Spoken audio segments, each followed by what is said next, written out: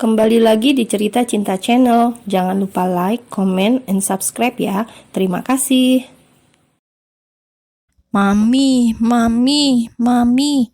Mata Hana mulai terbuka saat mendengar panggilan lemah itu. Sisa-sisa kantuk masih melekat, seolah memaksa untuk merapatkan kembali kelopak matanya.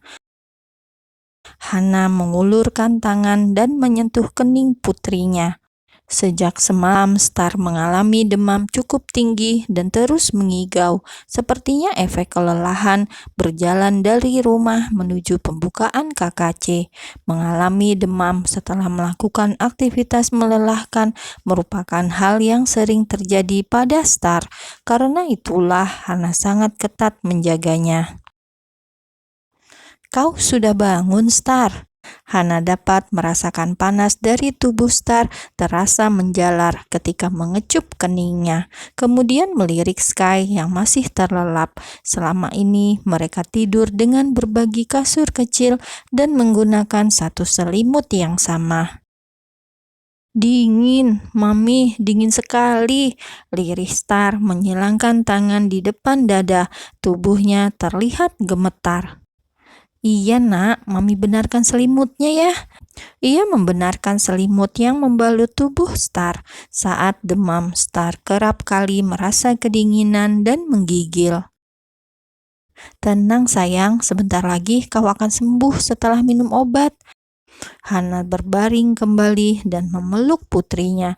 Ia tak tahu lagi harus berbuat apa. Hana membenarkan bantal untuk menyangga punggung Star agar dapat duduk dengan nyaman. Kemudian meraih semangkuk bubur hangat yang berada di atas meja, mengaduk dengan sendok hingga terlihat kepulan uap. Ayo Star, buka mulutnya nak, bujuk Hana lembut dengan menyodorkan sesendok bubur. Star menggelengkan kepala pelan ketika menatap bubur yang hendak disuapkan Hana. Melihat cairan kental itu membuatnya merasa mual. Tidak mau makan itu, Mami. Rasanya tidak enak. Lalu mau makan apa, nak? Ayolah, makan ini dulu. Sedikit saja, lalu minum obatnya. Bujuk Hana lagi, namun Star tetap menggeleng. Mami, aku mau makan roti isi daging seperti yang kemarin. Paman pemilik toko itu bilang aku boleh ke sana dan makan gratis kapan saja. Bagai sebuah sayatan belati tajam, ucapan Star meninggalkan luka perih di hati Hana. Bagaimana ia bisa membawa anaknya ke sana, sementara pemilik kafe itu adalah seseorang yang sangat membencinya di masa lalu. Meskipun pada kenyataannya Evan adalah ayah biologis dari anak kembarnya. Star, paman itu hanya bercanda, dia tidak serius mengatakannya. Tidak, Mami, paman baik itu bilang sendiri padaku, aku dan kakak boleh pergi ke sana dan meminta menu apapun dengan gratis. Tidak, Star, Mami akan belikan roti dari tempat lain. Begitu punya uang, kau bisa bersabar menunggu kan? Star kemudian membisu. Jika maminya sudah berkata tidak, maka akan sulit baginya walau memohon. Sementara Sky sejak tadi menguping pembicaraan adik dan maminya dari balik sebuah tirai pembatas ruangan. Sky tercengang menatap bangunan mewah di hadapannya. Baru menyesap aroma roti panas yang menguar dari dalam saja sudah mampu membuatnya membayangkan rasa roti dengan berbagai macam isiannya. Pintu kaca otomatis itu pun terbuka saat sensor membaca gerak Sky, yang mana membuat bocah polos itu terkagum-kagum. Wah, pintunya keren sekali, bisa terbuka sendiri.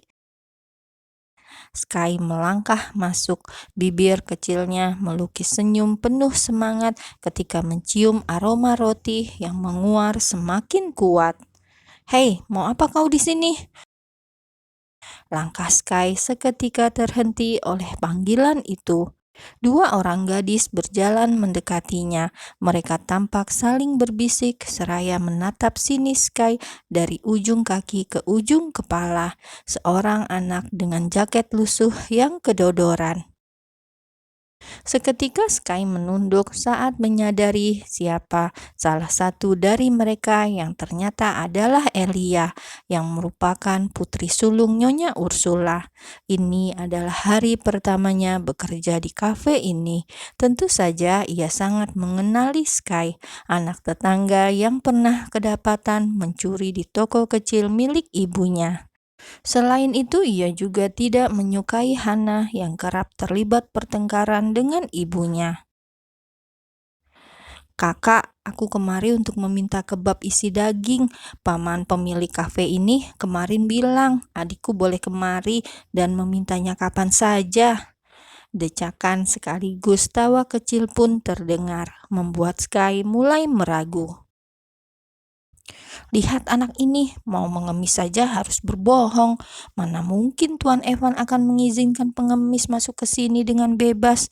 Ini kafe dan restoran eksklusif. Pelanggan lain bisa pergi karena tidak suka ada pengemis yang sembarangan masuk. Jadi tolong keluarlah, ucap seorang dari mereka. Tapi aku tidak bohong, paman itu sendiri yang bilang pada adikku.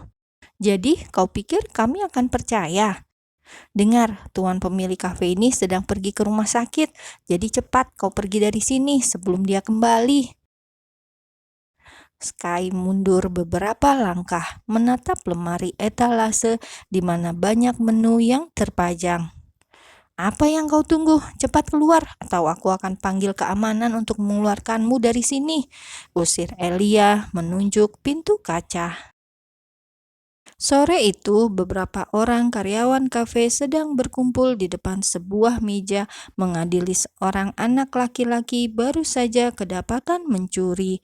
Satu persatu mereka bertanya dengan ketus dan menuntut jawaban. Sky gemetar di hadapan 5 karyawan kafe yang terdiri dari 2 pria dan 3 wanita yang sejak tadi menatapnya sinis. Jemarinya saling meremas di balik punggung.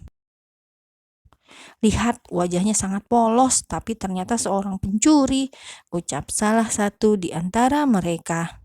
Hei anak kecil, siapa yang menyuruhmu mencuri di sini? Coba periksa tubuhnya, jangan-jangan dia habis mencuri sesuatu yang lain. Ayo kita laporkan saja pada polisi, pencuri itu tempatnya di penjara, dia juga sering mencuri di toko ibuku, tambah Elia. Sky sudah hampir menangis mendengar ancaman menakutkan itu. Sejak tadi ia hanya menundukkan pandangannya tanpa berani menatap mereka. Ada apa ini?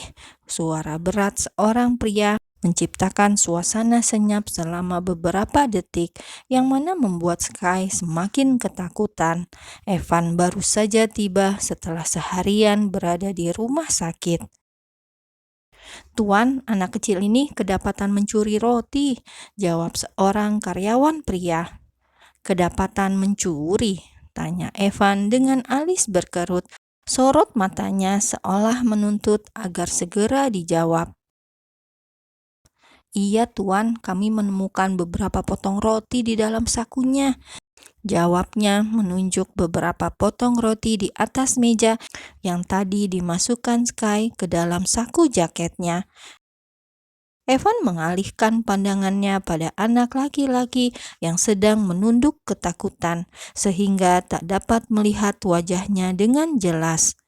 Kalian boleh kembali bekerja, biar aku saja yang bicara dengan anak ini. Baik, Tuan. Rombongan pria dan wanita itu pun membubarkan diri dan kembali ke tempat masing-masing. Evan lantas berjongkok di hadapan Sky yang sedang duduk di sebuah kursi. Siapa namamu, nak? Hening. Sky terus menunduk dan tak berani menjawab. Tubuhnya semakin gemetar, keringat mulai membasahi keningnya. Dan kenapa kau mencuri? Apa kau sedang merasa lapar? Air mata Sky mulai menetes, hanya isak tangis yang terdengar di sana. Jangan menangis, tidak apa-apa. Kau boleh meminta menu apapun yang kau suka, tapi tidak boleh mencuri ya. Lebih baik meminta. Sky mengusap air matanya, tetapi ia belum berani mengangkat kepala. Adikku sedang sakit dan ingin makan roti dari kafe ini, tapi Mami tidak punya uang untuk membelinya. Apa mamimu yang menyuruhmu mencuri? Tidak, kalau Mami tahu aku mencuri, aku akan dikurung semalaman di gudang kotor tanpa diberi makan malam. Mamimu sadis juga. Oh iya, boleh aku tahu siapa nama mamimu? Sky membungkam tanpa berani menyebutkan nama maminya. Jika ia menyebut nama Hana, mungkin mereka akan langsung melaporkan pada polisi. Begitu isi pikiran polos Sky. Siapa nama mamimu? Evan mengulang pertanyaan yang sama. Hana Cabrera, cicit Sky penuh ketakutan. Evan seketika membeku, detak jantungnya kian berpacu. Tangannya refleks mengulur menyentuh dagu anak itu hingga kepalanya mendongak. Pandangan pun saling bertemu. Dek, dek,